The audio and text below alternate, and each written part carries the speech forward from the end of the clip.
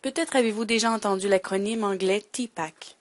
TPACK veut dire Technology, Pedagogy and Content Knowledge. Pour bien expliquer ce qu'est le TPACK, prenons un exemple. Qui serait un bon enseignant? Tom? Il sait tout à propos de la technologie. Paul? Il sait tout à propos des théories et des méthodes pédagogiques. Karl? Il sait tout ce que l'on peut savoir dans les livres.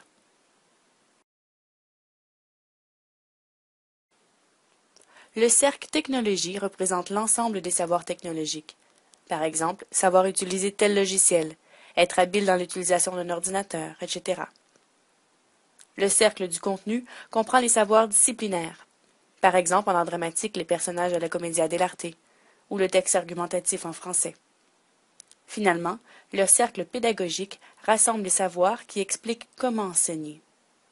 Par exemple, un expert en physique peut ne pas savoir comment enseigner la physique à des élèves du secondaire. Ainsi, il existe un sous-domaine composé d'une mise en relation des savoirs pédagogiques et des savoirs de contenu. Un enseignant situé à cet endroit saurait très bien enseigner Shakespeare à ses élèves de sixième année. Aussi, on imagine facilement comment la technologie peut intervenir dans divers domaines.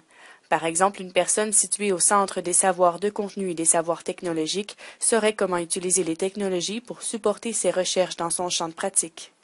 De notre côté, une personne pourrait savoir comment utiliser la technologie pour supporter la métacognition chez des élèves. Mais l'idée derrière le modèle TPACK est de tendre le plus possible vers le centre de ce diagramme de Venn.